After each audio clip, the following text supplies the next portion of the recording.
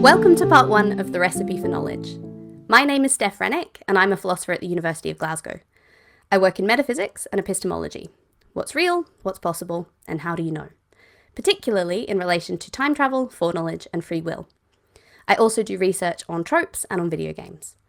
I run a website called The Epicurean Cure, where I write about things like Peppa Pig and the ontological argument, or Mass Effect and the problem of other minds.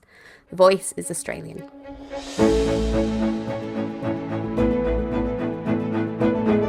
We all know lots of things. That the Earth orbits the Sun, that Plato was Greek, that one doesn't need a beard to do philosophy, and so on. But what does it mean to know those things, rather than just believing them or thinking them?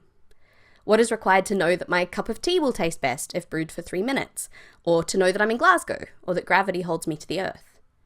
The typical approach to answering these questions is to look for a combination of things that individually are necessary or required for knowledge, and which together are sufficient or enough for knowledge.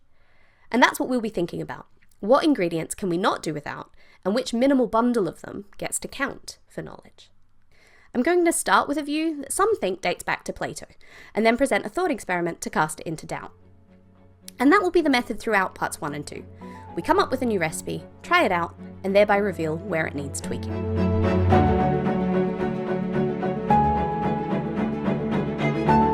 We start with what's called the tripartite view of knowledge.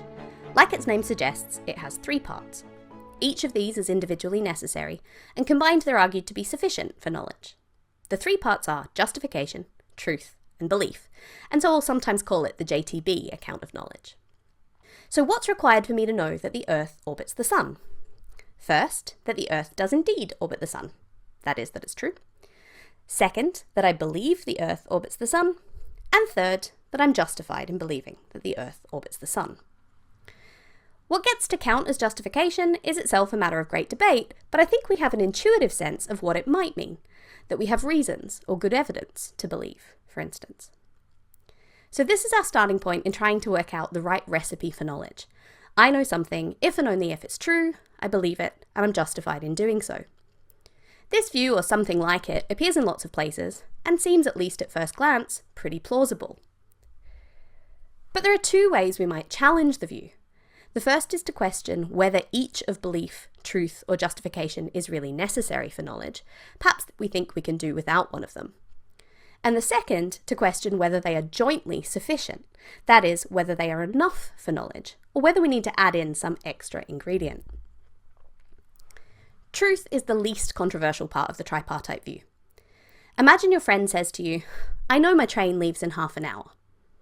Actually, their train left 10 minutes ago. Do they know when the train left? They might believe it leaves in half an hour, and they might even be justified in their belief.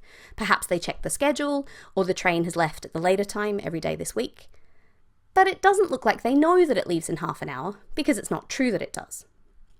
Of the 3 conditions, truth is widely considered the most indispensable.